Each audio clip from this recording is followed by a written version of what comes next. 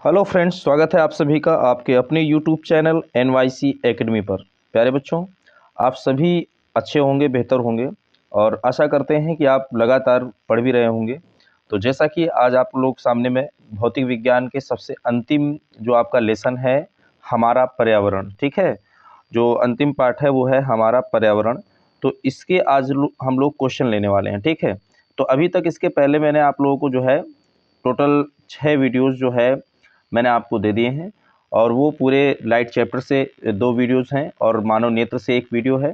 उसके बाद फिर मैंने 2 वीडियो आपको इलेक्ट्रिसिटी से दिए हैं, ठीक है। 1 वीडियो फिर मैंने आपको मैग्नेटिज्म से दिया है, विद्युत धारा के चुंबकीय प्रभाव से। और आज का ये अंतिम वीडियो है कक्षा 10 के भौतिक विज्ञान के जितने भी आपके ऑब्जेक्टिव क्वेश्चन थे वो मैंने इनमें सभी वीडियो में करा दिए हैं, ठीक है। तो आप अगर चैनल पर नए हैं तो प्लीज़ आप सबसे पहले सारे वीडियो देख लीजिएगा, क्योंकि आपको यूपी बोर्ड एग्ज़ाम जो भी 2025 में होने वाले हैं उसमें बहुत अच्छा फ़ायदा मिलने वाला है, ठीक है। तो हम लोग ज़्यादा समय नहीं लेते हैं, हम लोग आते हैं, आज सबसे पहला प्रश्न उठाते हैं। आपके सामने जो सबसे पहला क्वेश्चन दिख रहा है बहुत ही प्यारा सा क्वेश्चन है। क्वेश्चन में क्या कह रहा है भैया कि जीवमंडल में ऊर्जा का मुख्य स्रोत क्या होता है। जीवमंडल में ऊर्जा का मुख्य स्रोत आपको बताना है, ठीक है। तो वायु है, सूर्य है, पौधे हैं और परमाणु हैं। तो यहाँ पर अगर हम लोग बात करें तो जो आपका जीवमंडल है उसमें ऊर्जा का मुख्य स्रोत कौन सा है ये आपको बताना है। जल्दी से बताइए आप लोग, जीवमंडल में ऊर्जा का मुख्य स्रोत क्या होता है, इसका सही जवाब आपको बताना है। इसका सही जवाब क्या होगा? तो आपको मैं इसका सही जवाब बता दूं कि जीवमंडल जो होता है उसमें ऊर्जा का मुख्य स्रोत, हमारी प्रकृति में ही ऊर्जा का मुख्य स्रोत जो होगा वो क्या होगा? सूर्य होगा, ठीक है, सन होगा। क्योंकि सन से सभी एनर्जी लेते हैं, है ना। जो सन होता है, जैसे सूर्य का प्रकाश है, ये सन है, ठीक है। अब इस सन से एनर्जी जो है पौधे लेंगे। कौन लेंगे? पौधे। तो मान लीजिए पौधे हैं, ये पौधे एनर्जी इससे ले लेंगे, ठीक है। और इसके बाद पौधों से एनर्जी आगे ट्रांसफ़र होगी, है ना। इस प्रकार से एनर्जी आगे बढ़ती जाएगी, एक दिशी ऊर्जा बढ़ती जाएगी, ठीक है।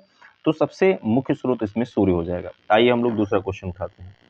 दूसरा क्वेश्चन कौन सा है देखिए, निम्नलिखित में कौन सी एक परत पराबैंगनी किरणों को पृथ्वी पर आने से रोकती है।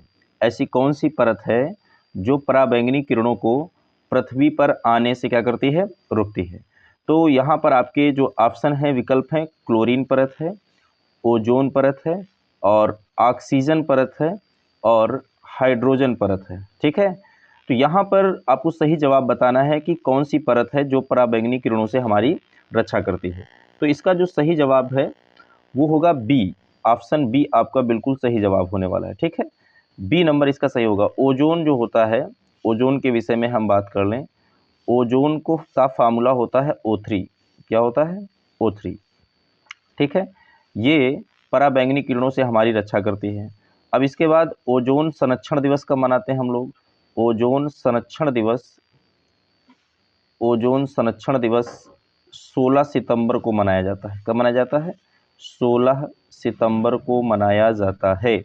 इसके बाद अगर हम बात करें, ओजोन परत जो होती है पराबैंगनी किरणों से, अल्ट्रावायलेट किरणों से हमारी रक्षा करती है। पराबैंगनी किरणें 3 टाइप होती हैं। एक्चुअल में ये जो पराबैंगनी किरणें होती हैं ये कैंसर उत्पन्न करने का कार्य करती हैं और इन्हीं किरणों से हमारी रक्षा करने का काम ओजोन करती है। इसलिए ओजोन को पृथ्वी का कवच भी कहा जाता है। ओजोन को हम क्या बोलते हैं? पृथ्वी का कवच, ठीक है। ये पृथ्वी का कवच होता है, इसे हम पृथ्वी का कवच बोलते हैं, ठीक है। ये भी आप याद रखिएगा। अगला क्वेश्चन हम लोग उठाते हैं, क्वेश्चन नंबर 3 है। क्वेश्चन नंबर 3 क्या है, निम्नलिखित में से कौन सा या कौन से पर्यावरण मैत्री, ठीक है, इको फ्रेंडली इसको हम बोलते हैं, अनुकूल व्यवहार कहलाते हैं। मतलब इसमें आपको 4 प्रकार के बिहेवियर दिए हैं, 4 ऑप्शन दिए हैं, इनको आपको पढ़ना है और इसमें ये बताना है कि ऐसा कौन सा है जिनका हम उपयोग करें जिससे हमारे पर्यावरण की रक्षा होगी, ठीक है, पर्यावरण प्रदूषण नहीं होगा। तो सबसे पहली बात है, बाजार जाते समय सामान के लिए कपड़े का थैला लेकर जाना, ठीक है। दूसरा है, अनावश्यक ऊर्जा खर्च बचाने के लिए लाइटों यानी बल्ब और पंखों आदि का स्विच बंद करना। तीसरा है, वाहन के बजाय विद्यालय तक पैदल जाना, ठीक है। तो यहाँ पर जो पर्यावरण अनुकूल है तो वो कौन कौन से पर्यावरण अनुकूल हैं? देखिए यहाँ पर सबसे पहली बात ऑप्शन ए जो है, बाजार जाते समय कपड़े का थैला लेकर जाना, ये भी आपका ठीक है। ठीक है, क्योंकि जब हम पॉलीथीन वगैरह लेकर जाते हैं तो वो पॉलीथीन क्या होती है, बायोडिग्रेडेबल नहीं होती है, यानी कि वो जो है पर्यावरण अनुकूल नहीं होती है। 20 साल लग जाते हैं उसको, जो है वो धरती में भी दब जाती है लेकिन तब भी ख़त्म नहीं होती है। ठीक है, ठीक, ये तो ऑप्शन आपका सही है, पर्यावरण अनुकूल है।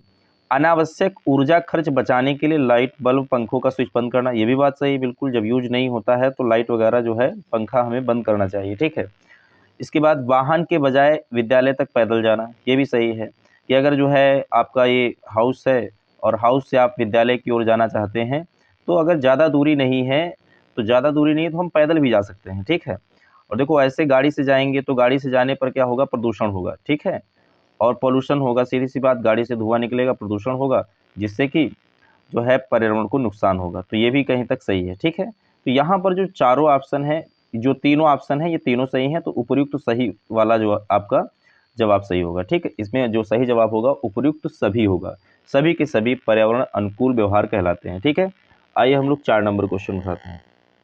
4 नंबर क्वेश्चन में क्या है कि प्रकाश संश्लेषण की प्रक्रिया के लिए सभी हरे पौधों द्वारा अवशोषित सौर ऊर्जा की प्रतिशतता लगभग कितनी होती है। मतलब जैसे सन है, ये सूर्य है, तो सूर्य की ऊर्जा जो है पृथ्वी पर आती है। ठीक है, और इस ऊर्जा से ही पौधे क्या करते हैं, भोजन बनाते हैं। भोजन किस विधि से बनाएंगे, ये प्रकाश संश्लेषण की क्रिया होगी, और जो प्रकाश संश्लेषण की क्रिया होगी इसी से पौधे अपना भोजन बनाएंगे। तो इनका कहने का मतलब क्वेश्चन में क्या है, ये कह रहे हैं कि जब ये प्रकाश संश्लेषण की क्रिया होगी तो इस समय पौधे सूर्य की प्रतिशतता लगभग, यानी कि पौधों द्वारा अवशोषित, पौधे सूर्य की कितनी ऊर्जा को अवशोषित करेंगे और वो कितने % होती लगभग। तो इसका जो सही जवाब होने वाला 1 से 2% होता है। तो लगभग आप यहाँ पर जो विकल्प लगाइए, सबसे छोटा विकल्प 1% है, तो यहाँ का जो सही जवाब होगा 1% होगा। ठीक है, एक क्वेश्चन और भी, पौधे अपना भोजन किस विधि से बनाते हैं, प्रकाश संश्लेषण की क्रिया से अपना भोजन बनाते हैं। ठीक, इस बात को भी थोड़ा याद रखेंगे, सूर्य के प्रकाश की उपस्थिति में पौधे अपना भोजन प्रकाश संश्लेषण क्रिया से बनाते हैं। ठीक है, अगला क्वेश्चन हम लोग उठाते हैं 5 नंबर।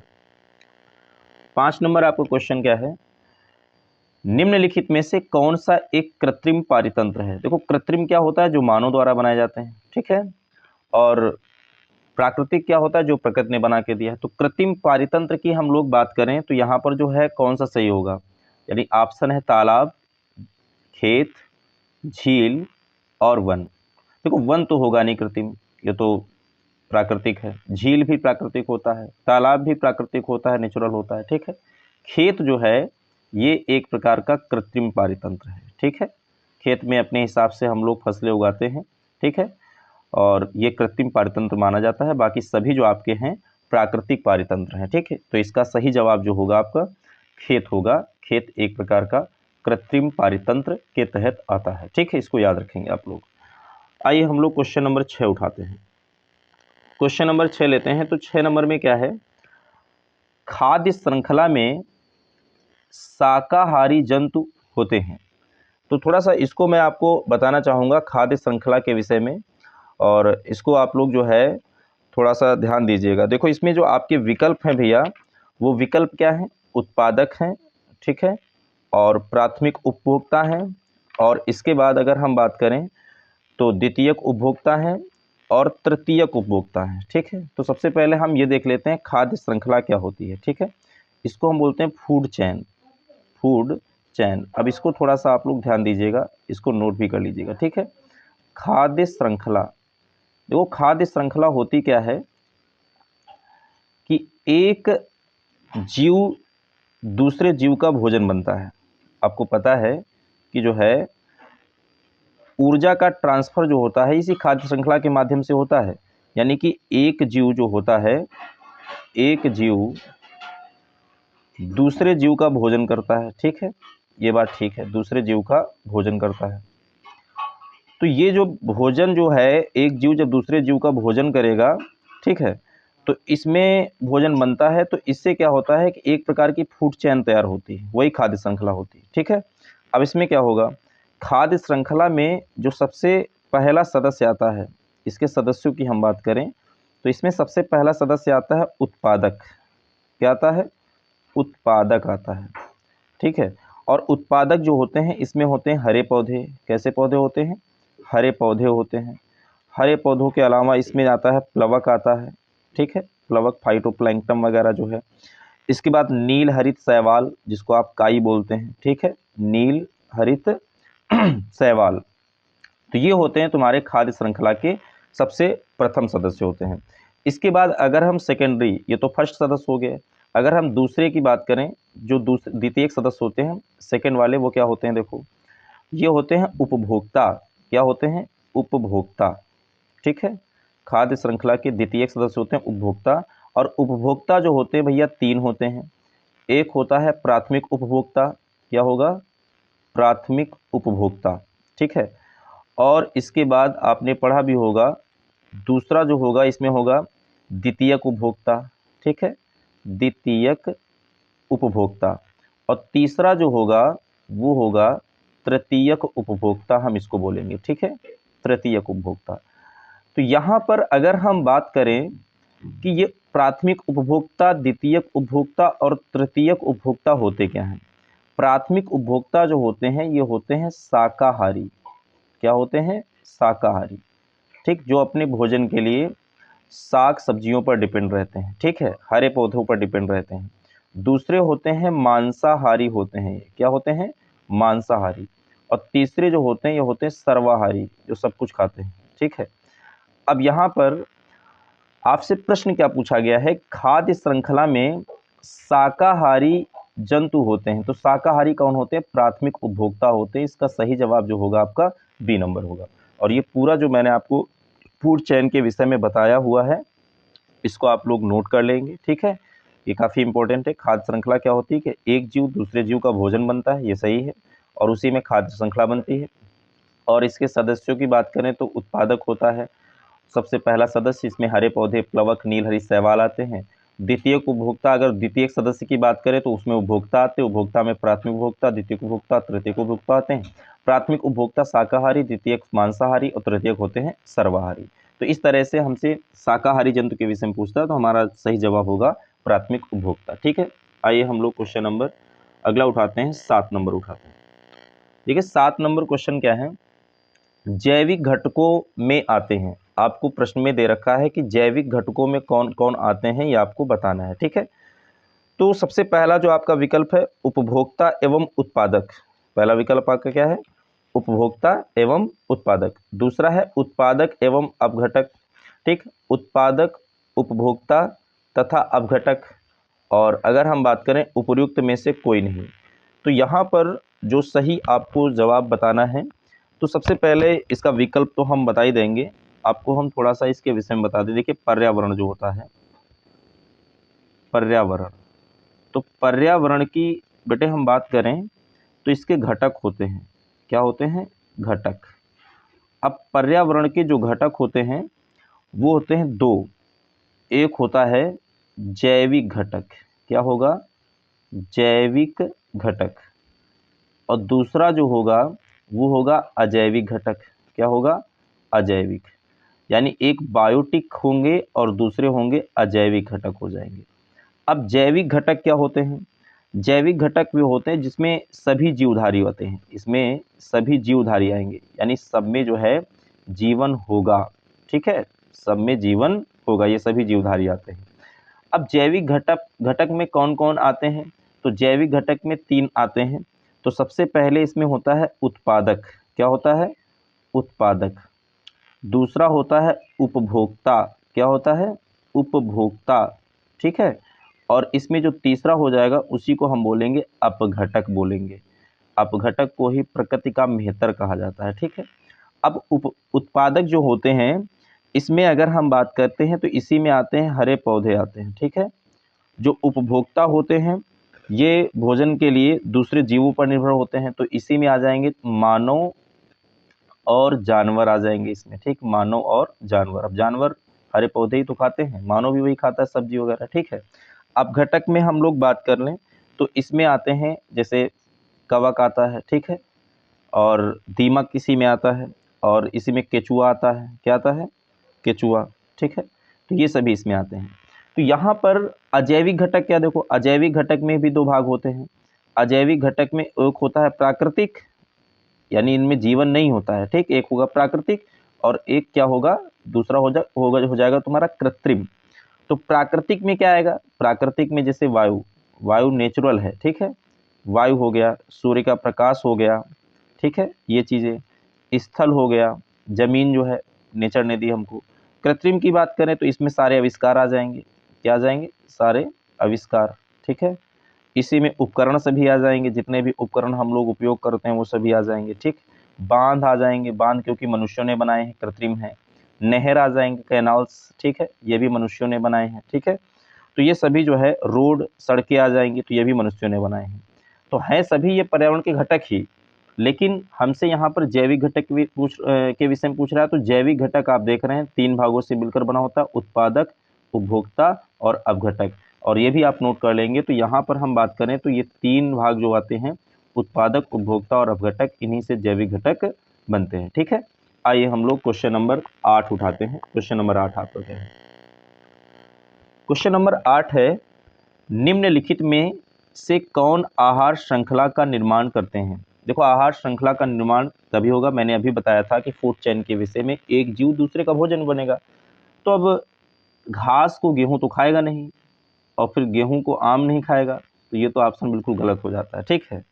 अगला देखते हैं हम, घास बकरी, ठीक है, ये ठीक, बकरी घास खा जाएगी। और बकरी के बाद मानव आ रहा है, तो मानव मांसाहारी भी होता है, ठीक है, मानव मांस खाता है, बकरी का मांस खाता है, तो ये कहीं तक ऑप्शन ठीक लग रहा है, ठीक है। फिर बकरी के बाद गाय, गाय के बाद हाथी, तो ये तो बिल्कुल गलत हो जाएगा, गाय बकरी को नहीं खाएगी, ठीक है, और ना तो हाथी गाय को खा जाएगा, ये भी ऑप्शन आपको गलत हो जाएगा। फिर घास, मछली और बकरी, ये भी गलत हो जाएगा। तो यहाँ जो सही जवाब है, जो फूड चैन का निर्माण करते हैं, वो घास, बकरी और मानव है, ठीक है। तो बिल्कुल बी ऑप्शन आपका सही हो जाएगा, ठीक। हम लोग क्वेश्चन नंबर 9 लेते हैं। 9 नंबर क्या है, देखिए, निम्नलिखित में से कौन भारत के जल पुरुष, वाटरमैन ऑफ इंडिया के नाम से प्रसिद्ध हैं? बहुत ही इंपॉर्टेंट क्वेश्चन है ये तो कॉम्पिटिटिव एग्जाम में भी कई बार क्वेश्चन पूछा गया है कि वाटरमैन ऑफ इंडिया कौन कहे जाते हैं, ठीक है। आपके जो विकल्प हैं वो हैं बिंदेश्वर पाठक, जेसी चौधरी, राजेंद्र सिंह और सुंदरलाल बहुगुणा। तो यहाँ पर जो बिल्कुल सही जवाब है वो राजेंद्र सिंह है। राजेंद्र सिंह जो है राजस्थान राज्य से जो है आने वाले हैं। ये राजस्थान में एक ज़िला पड़ता है अलवर, अलवर ज़िले से ही संबंधित हैं। और एक ये पर्यावरणविद हैं और साथ में जो है जल संरक्षणवादी हैं। तो जल संरक्षण पर इन्होंने बहुत ही अच्छा कार्य किया है। और साथ ही साथ जो है इन्होंने राजस्थान की कम से कम 5 नदियां ऐसी थी जो बिल्कुल मृत अवस्था में थी, उनको जीवित करने का काम किया है, ठीक है इन्होंने। इसीलिए इनको वाटरमैन ऑफ इंडिया कहा जाता है, भारत के जल पुरुष के रूप में इनको जाना जाता है। एक ऑप्शन इसमें देखो सुंदरलाल बहुगुणा है। तो सुंदरलाल बहुगुणा के विषय में बता दें तो वन संरक्षण के लिए उत्तराखंड के चमोली जिले में, ठीक है, एक आंदोलन चलाया गया था, चिपको आंदोलन, ठीक है, चिपको आंदोलन। तो उस आंदोलन से संबंधित कौन है, वो हैं सुंदरलाल बहुगुणा, ठीक है। अभी जल्दी में ही 2023 में शायद इनकी मृत्यु हुई थी सुंदरलाल बहुगुणा की, तो इसको थोड़ा सा याद रखिएगा आप लोग, ठीक, चिपको आंदोलन। आइए हम लोग आगे बढ़ते हैं। आपको क्वेश्चन नंबर लास्ट आज का लेते हैं। 10 नंबर प्रश्न क्या है, घास स्थल पारितंत्र में उत्पादक कौन होता है, ठीक है। तो घास स्थल पारितंत्र में उत्पादक की हम लोग बात करें तो देखो इसमें ऑप्शन है मेंढक, सांप, टिड्डा, अब घास है। तो घास तो इसमें हो नहीं जाएगा, तो इसका जो सही जवाब होगा वो होगा टिड्डा, क्योंकि टिड्डा जो होता है घास को ही खाता है, ठीक है। टिड्डा जो होता है, टिड्डे होते हैं हरे हरे कलर के जिसको आप बोट कहते हैं, ठीक है, वो टिड्डे ही होते हैं, कई टाइप के होते हैं, अलग अलग डिजाइन के होते हैं, ठीक है। तो वो टिड्डे जो होते हैं ये घास को खाते हैं, तो ये उत्पादक घास स्थल पारितंत्र में यही उत्पादक होते हैं, तो इसका सही जवाब टिड्डा हो जाएगा, ठीक है। तो इस तरह से आज के हम लोगों ने 10 प्रश्न देख लिए, और 10 प्रश्नों की सीरीज में जो हमारा पर्यावरण है इसमें कोई बहुत बड़ा लेसन नहीं है, छोटा ही लेसन है। ये 10 क्वेश्चन आप लोग नोट कर लीजिएगा, और इसके साथ मैंने जो जो कुछ आपको बताया है वो भी आप लोग पढ़ लीजिएगा। और आज की वीडियो में हम लोग यही 10 क्वेश्चन लेते हैं। हम लोग नेक्स्ट फिर से जो है कल से एक नई वीडियो में नए टॉपिक के साथ मिलेंगे। और आज का जो हमारा मोटिवेशन है वो क्या है कि choose your friends carefully because these will be useful in your happiness and सारो। कहने का तात्पर्य ये है कि अपने मित्रों का चुनाव संभल कर करें, क्योंकि यही आपके सुख दुख में काम आएंगे। तो ये बात कहीं तक बिल्कुल सही कही गई है कि देखिए, जो मित्र है, मित्र का चुनाव हमें बहुत संभल कर करना चाहिए, क्योंकि संगति जो होती है, संगति का असर बहुत बड़ा होता है। हम जैसी संगत में बैठते हैं वैसी रंगत हम में आती है। तो अगर आप अच्छे लोगों की संगत करेंगे तो आप भी अच्छे बने रहेंगे, और अगर आप बुरे लोगों की संगत करेंगे तो आप भी बुरे बन जाएंगे। ठीक है, तो जब भी आप संगति करें तो अपने मित्र ऐसे ही चुनें जो आपके सुख में ही नहीं, दुख में भी आपके साथ खड़े रहें और बिल्कुल आपका सपोर्ट करें हर एक काम में। वही सच्चे मित्र होते हैं, ना कि ऐसे मित्र जो चापलूस हों, सिर्फ आपके साथ, आपके पास पैसा है तो इस वजह से आपसे जुड़े हों। ठीक, आपके पास बैठें, जब तक उनको खाने को मिलेगा तब तक आपका साथ देंगे, और जैसे ही आपके दिन बुरे हो जाएंगे, आपकी स्थिति खराब हो जाएगी, ऐसे मित्र तुरंत ही छोड़कर भग जाएंगे। ठीक है, और दूसरी बात एक और भी कही जाती है कि अगर लाइफ में आपको सफलता पानी है तो पहली बात तो मित्र बहुत कम बनाइए। आप मित्र बहुत कम बनाइए, क्योंकि ज़्यादा मित्र होना भी जो है, ज़्यादा समय उसमें वेस्ट होता है। ठीक है, तो आप बिल्कुल निश्चित रूप से सफल हो जाएंगे। तो आज का जो मोटिवेशन हमारा है कि अपने मित्रों का चुनाव संभल कर करें, क्योंकि यही आपके सुख दुख में काम आएंगे। ठीक है, तो आइए हम लोग आज यहीं तक रखते हैं, और इसके बाद हम लोग कल नेक्स्ट वीडियो में फिर से मिलेंगे। धन्यवाद।